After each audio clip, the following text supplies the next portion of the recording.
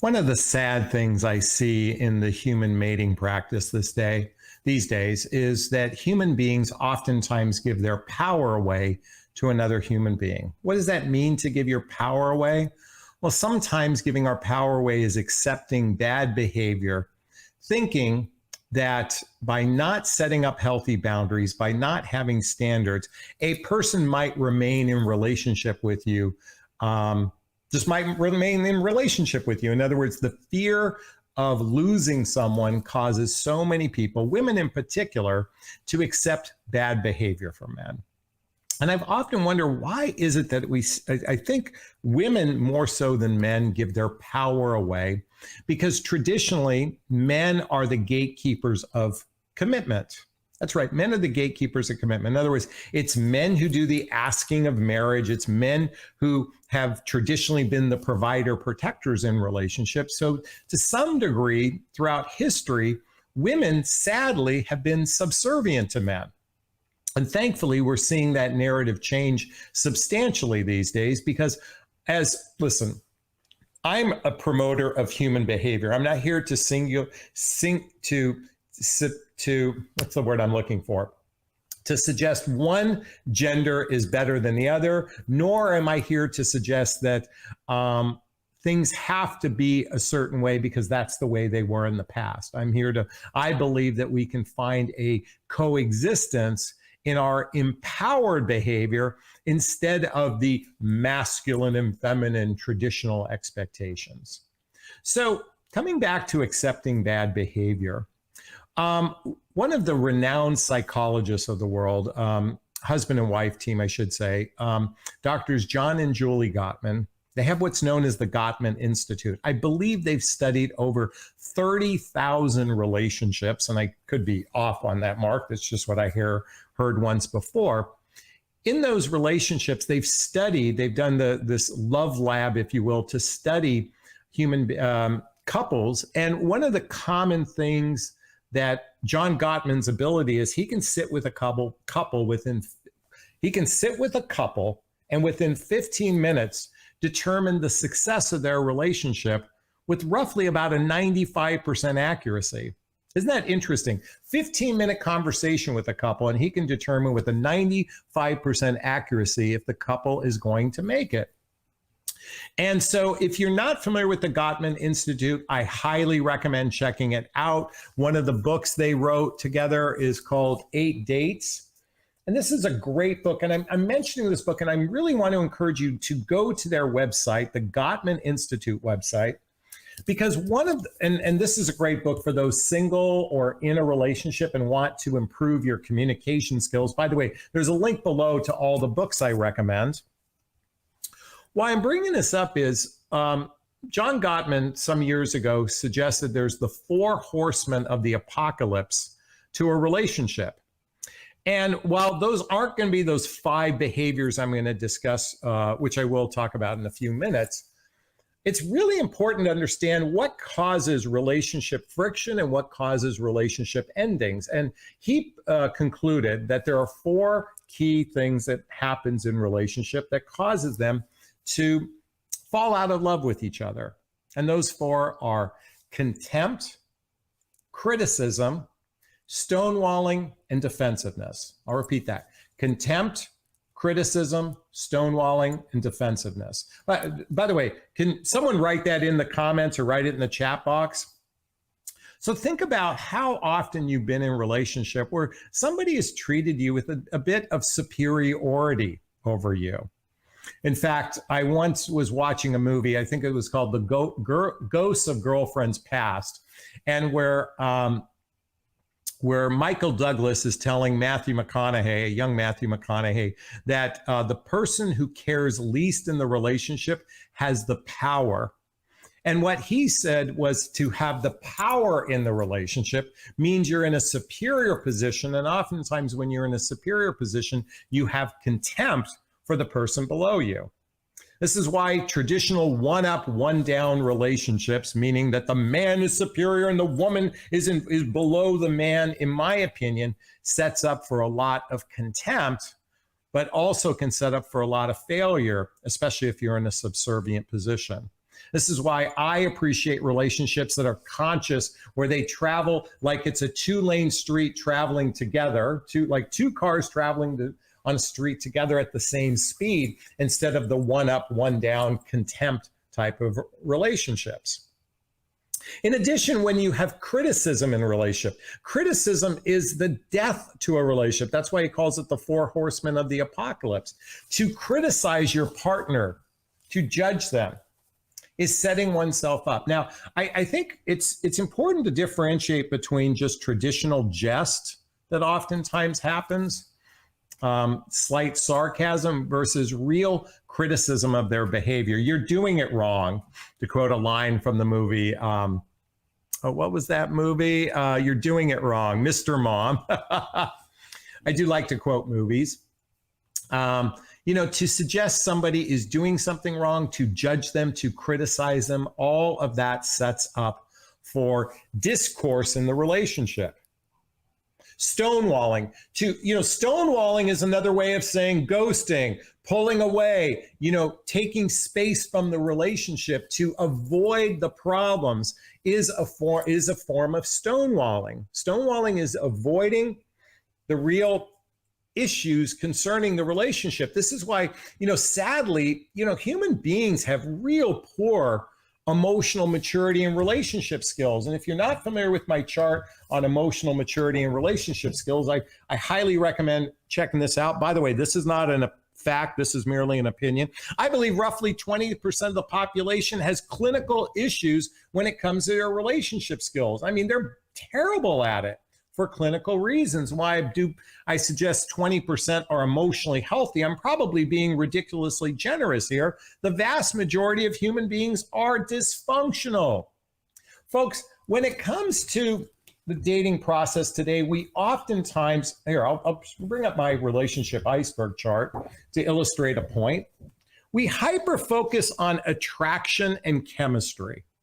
There's such a hyper focus on attraction and chemistry that many of you miss the warning signs to determine, do we really share the same values together? Do we really have lifestyles that are blendable with each other? And lastly, does this human being, or do I have the emotional maturity to actually navigate this relationship? And most human beings are rather delusional to this. And what I mean by delusion, there's this fantasy that I'm good at this and everybody else is poor at it. Do you know most couples go to couples therapists office, and it's always this: fix my partner. He's pointing at her, she's pointing at him, instead of looking in the mirror and saying, how have I contributed to the challenges in the relationship? And one of the challenges I said a moment ago is stonewalling, which most humans do this to some degree. And lastly, defensiveness. These are the four horsemen of the apocalypse. When we get defensive, when our partner either shares a concern about us or shares a concern about the relationship, it's natural to get defensive. I think it's just built into our DNA to get defensive. And yet that defensiveness create walls between two people. And the thicker the walls are, the harder it is to actually come closer together to form a healthy, happy relationship. Let me tell you something. I shared before, I believe roughly 90% of the population is terrible at relationships. Really, I do believe that. And because of that, if you're in midlife, which that's the demographic I serve, which I say is after baby making years and before retirement, the vast majority of human beings are experiencing casual relationships, and a very small percentage are actually feeling that real fully committed relationship because they do a terrible job of vetting each other during the dating process. By the way, if you need help with that, that's my area of expertise. It's right here. Schedule a free discovery call with me to see if looks like my middle finger. Schedule a free discovery call with me to see if working with a coach is right for you. My job is to teach you what questions you should be asking based on your personality to determine, is this person emotionally mature enough to actually lean into a relationship? But Jonathan, I keep being told that all I'm supposed to do is sit in my feminine energy because a man will just gravitate for me when I'm in my feminine energy. What the fuck does that mean, to sit in your feminine energy? Let me tell you what matters most. Emotional grown-ups.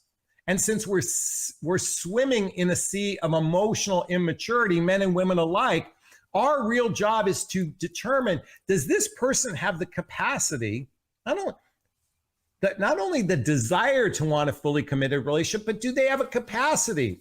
And let me tell you, when I say women are just as bad at this, is so many of you are glomming on to relationships. You're accepting such bad behavior, and then you're wondering why it falls apart later. Is this sinking in? Is this resonating?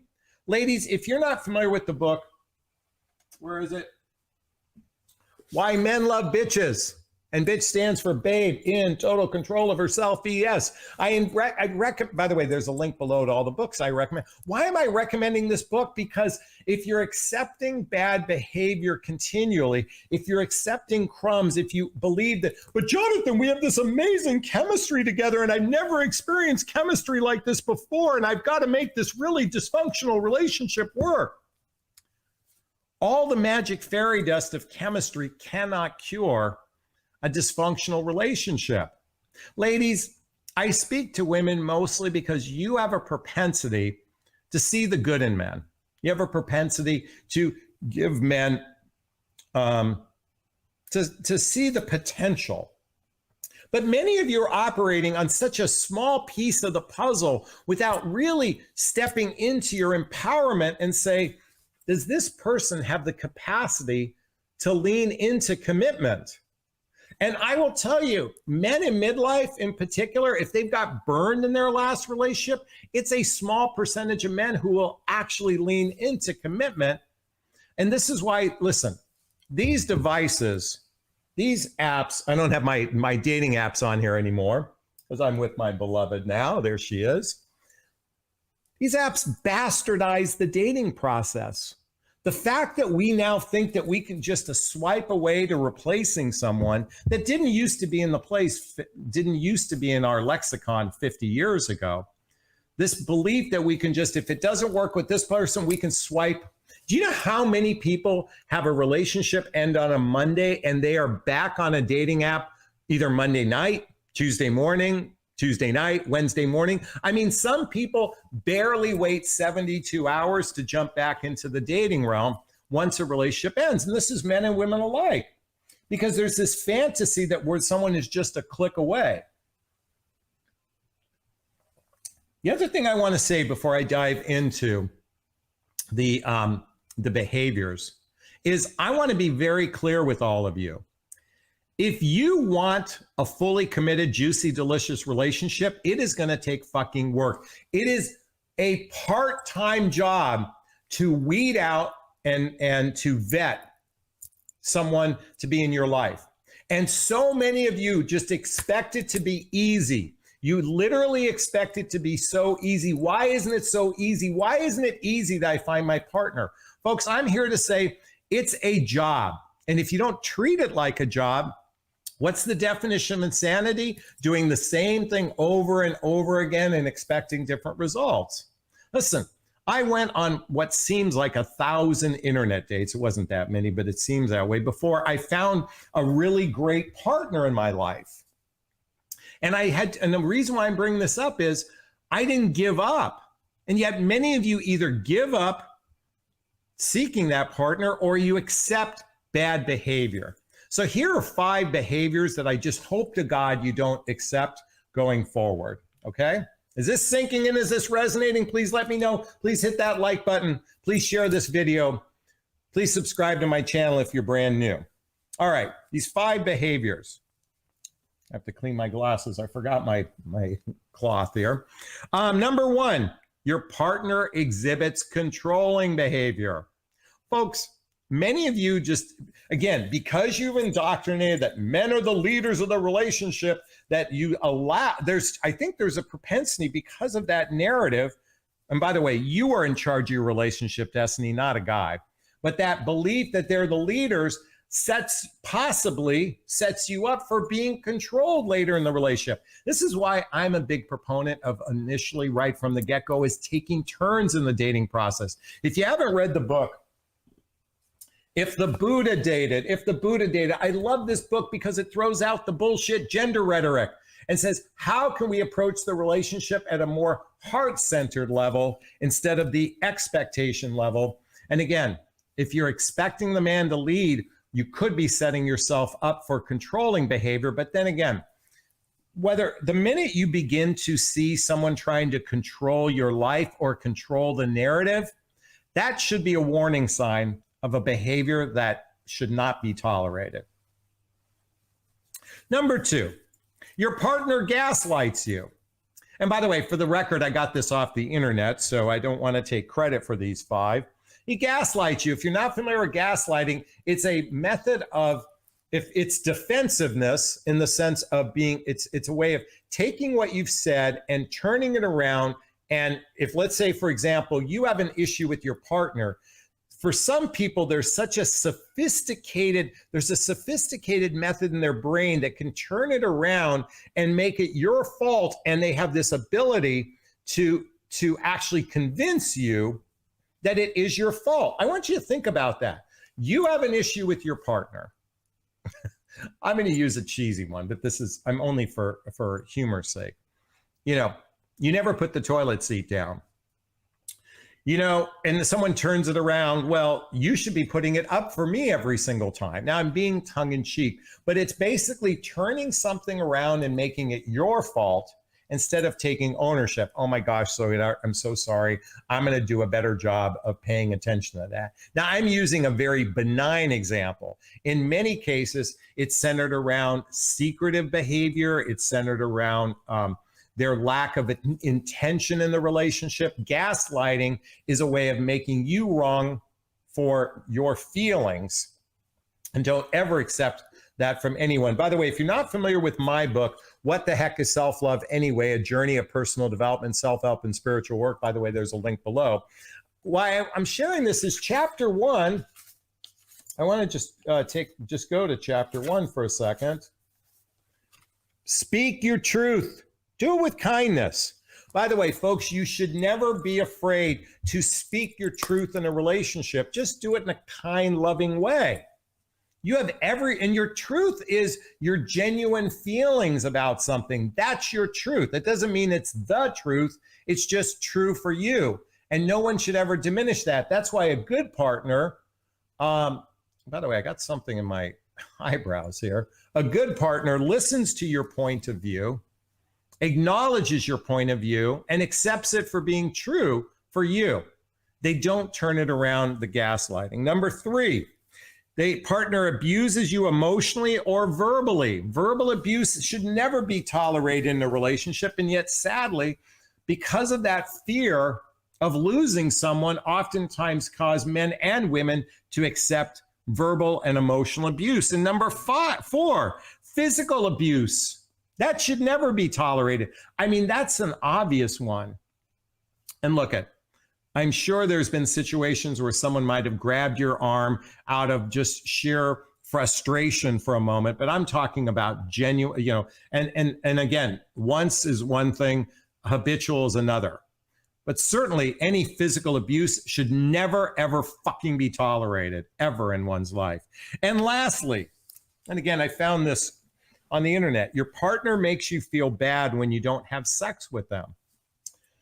You should never feel inferior in a relationship, especially when it comes to the physical realm of the relationship. When it comes to the physical realm in the relationship, I think it's important to have regular and constant communication with one another to determine that you're on the same page. Are we really on the same page, both from the totality of our relationship, is from the emotional as well as the physical aspects of our relationship. And this is why I continually recommend reading this book. I love Barbara D'Angela's work, How to Make Love All the Time. What I love about this book is this is a blueprint to turn your relationship into a constant loving relationship. Folks, men don't buy these books, women do. The goal is to practice this book, and it starts by being with a partner open to doing the work. Many of you are sitting in casual relationships, and ultimately, where do casual relationships end up? In the gutter.